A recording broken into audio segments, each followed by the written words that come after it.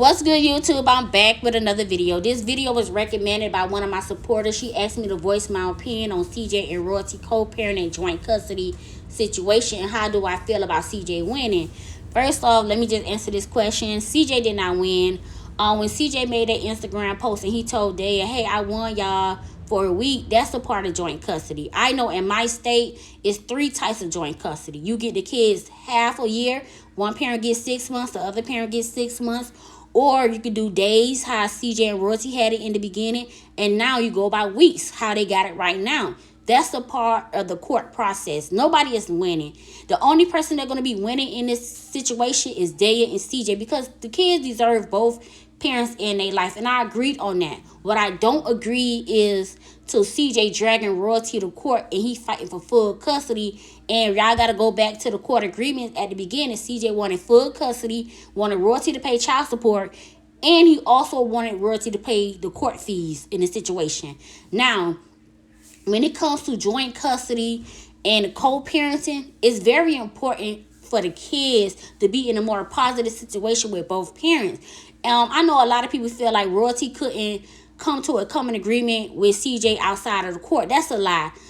If Royalty and CJ had a verbal agreement and he agreed that he would pay Royalty $2,000 a month to help her to support his kids, that's a verbal agreement. That was the agreement that they did outside of the court, and they both agreed among each other. Not only that, CJ even posted in his blog after the kids went home around Christmas that him and Royalty agreed that he would get the kids Sunday and Monday. So they had their days of the week, and they already have their verbal agreement how much he was going to give her to support the kids on a monthly basis. Now, unfortunately, during that time, him and Kamari and Lexi was making videos. So when that Sunday and Monday came around, CJ still didn't get his kids, and he didn't ask for his kids. And that's when the home invasions happened, I think, January 12th. I think a couple of days after Kamari went home, he couldn't get his kids because his home got invaded. So that's what get me kind of confused with people when people saying that, oh, Royalty wouldn't allow CJ to get his kids before the home invasion. No, they came to a common agreement. Matter of fact, let me post this video before I even get further in this blog, because a lot of y'all feel like I'm lying and making up shit. CJ right here admitted it, that him and Royalty already agreed to the days of the week that he would get the kids. Get to you when you're 33. But that being said, I get the kids, I think every Sunday and Monday. That's what Royalty just said. On Sundays and Mondays, she'll bring the kids. And not to be funny, I drew up my little calendar. Now, this video happened December 27th, so I believe the kids went home after Christmas, which was December 26th. Now, according to Exhibit 1, CJ did not get the twins, or he did not make a video crying to see the twins. Now, he already said that Royalty agreed that he could get the kids Sunday and Monday. During the 2 weeks up to the home invasion, CJ, Leslie, and Kamari was living their life. Now, CJ and Royalty was not beefing because the day of the home invasion, he said he was speaking on the phone with Royalty. Now, after the home invasion, CJ went to the internet and accused Royalty and Lexi of setting him up. Then he took the blame off Lexi and he started trolling Royalty of setting him up. During that time period, CJ's house was not in good shape for the twins to be there. CJ even admitted that sometimes he would talk to the kids on the phone, sometimes he didn't talk to the kids on the phone. But I know for a fact he was talking to his kids on the phone, because the day of Nike and Royalty fight, he even admitted in his video he was on a FaceTime with Daya. So, when did Royalty keep CJ kids away? Now, why would Royalty bring her kids to a home that's just got invaded and the suspect was still on the loose? First of all, CJ was not co-parenting with Royalty the correct way. He was trolling her every day on social media, making videos back to back and making Instagram posts about Royalty.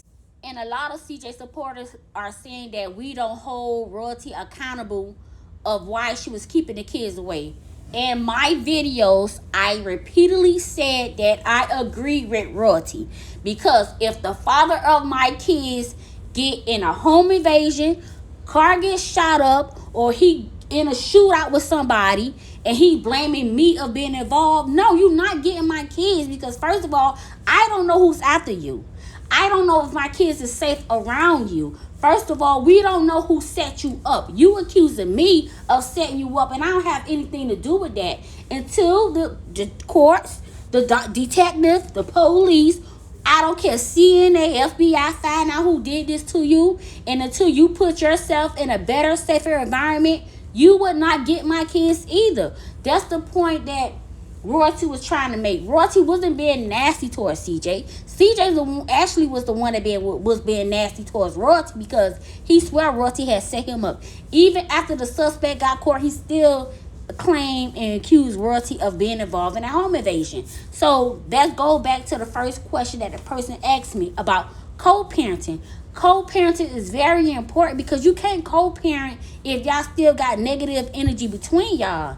Y'all making the situation a traumatizing event for the kids. Now, a lot of people spoke on CJ last video saying that the twins were looking and calling for Lexi. Yes, that's cute, but it's sad at the same time. A lot of people saying that CJ and Lexi is faking this breakup. Let's say they not faking this breakup. Before I go even deeper, I want to talk about Tia and her husband court agreement.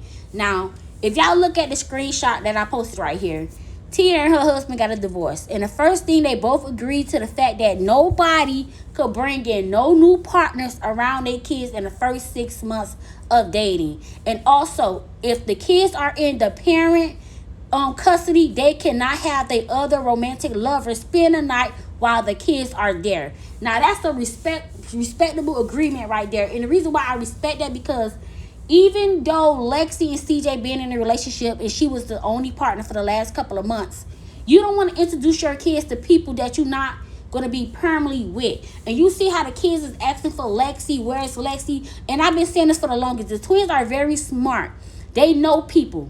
And if they know Lexi mom and they know Lexi and they used to Lexi mom and Lexi being there, what if Lexi and CJ do break up? The kids will still look for them. And that's why it's sad that people love to bring new people into their young kids' life, because now you're confusing these kids. What if CJ and Lexi did break up, hypothetically? What if he bring in another new partner in a couple of months? Now you're confusing the kids. You can't keep introducing new people to your kids. So let me answer this last question before I end this video. The last question was, do I believe that CJ can handle the kids for a week?